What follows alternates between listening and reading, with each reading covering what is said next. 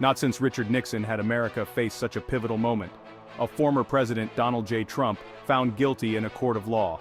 The charges were grave, tied to his attempts to overturn the 2020 election. The verdict was a stunning rebuke, a landmark decision that sent shockwaves through the nation. The courtroom drama had captivated the country for weeks. Millions tuned in, watching as prosecutors meticulously laid out their case. They presented evidence, argued their points, and painted a picture of a president desperate to cling to power. Trump, they argued, had crossed the line, violating the very oaths he swore to uphold. The jury's decision was momentous. It affirmed the principle that no one, not even a former president, is above the law. At the heart of the case against Trump lay the charge of conspiracy to defraud the United States. Prosecutors argued that Trump, fueled by a belief that the 2020 election had been stolen, engaged in a multi-pronged effort to subvert the will of the people. Central to their case was Trump's pressure campaign on state officials, particularly in Georgia and Arizona.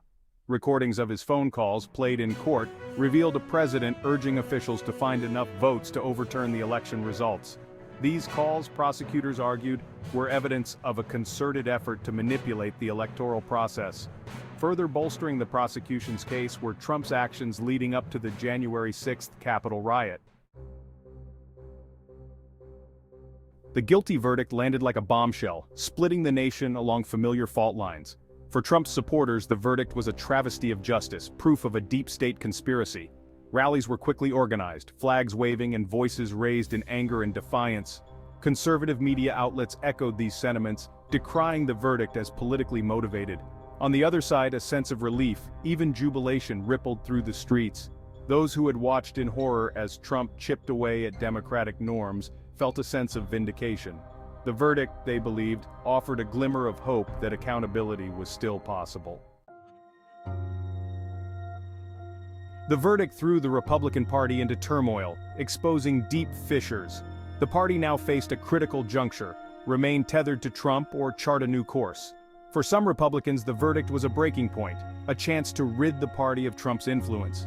But for many others, particularly those in Congress, the verdict presented a dilemma. They recognized the potential damage of continued allegiance to Trump, but also the fervor of his base. Caught between principle and pragmatism, many Republicans opted for cautious silence. Despite the guilty verdict, Trump remained a potent force in American politics. His grip on the Republican base remained strong, and he hinted at another presidential run in 2024. Trump launched a full-throated defense of himself, calling the verdict a politically motivated witch hunt.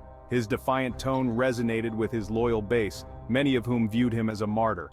The prospect of another Trump candidacy sent shockwaves through the political establishment. Democrats recognized that Trump remained a formidable opponent.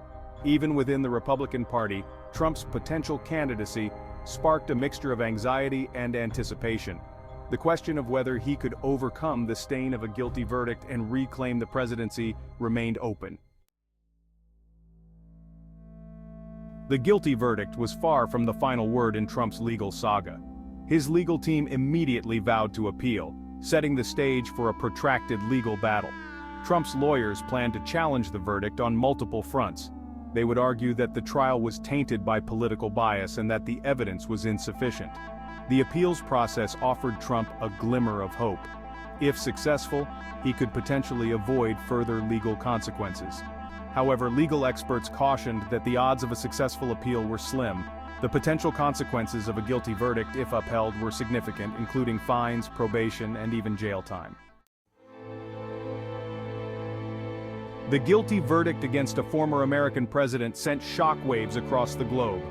Foreign leaders and citizens watched in disbelief as America grappled with the fallout. America's adversaries seized on the verdict as evidence of the country's hypocrisy. Even America's closest allies expressed concern and dismay. They worried that the verdict would further exacerbate political divisions. The verdict raised questions about America's ability to lead on the world stage. The guilty verdict was not simply an American story. It was a global event with far-reaching consequences. Amidst the political turmoil, the guilty verdict stood as a testament to the strength of American democracy.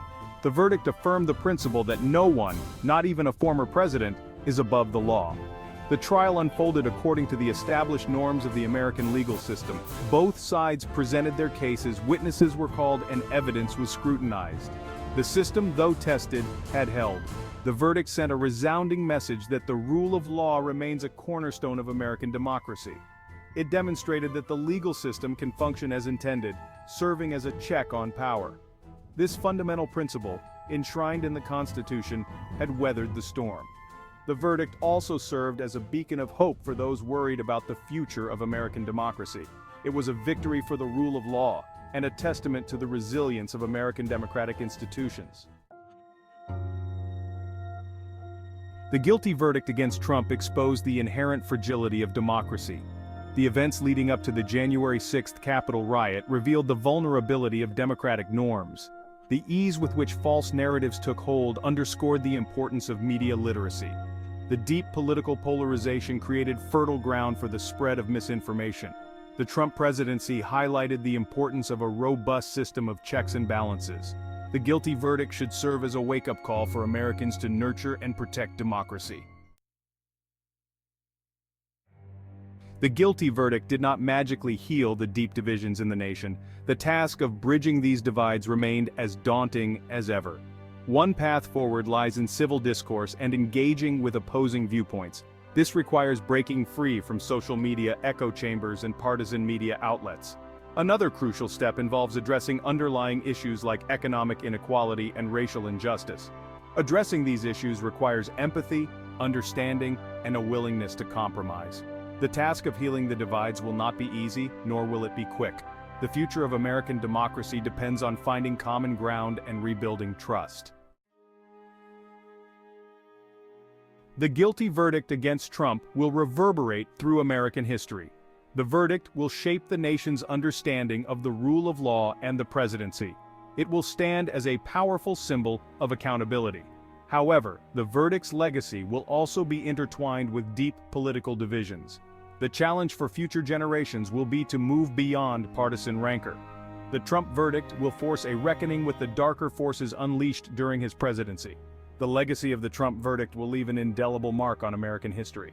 If you like the content, please subscribe and give us a thumbs up. See you next time.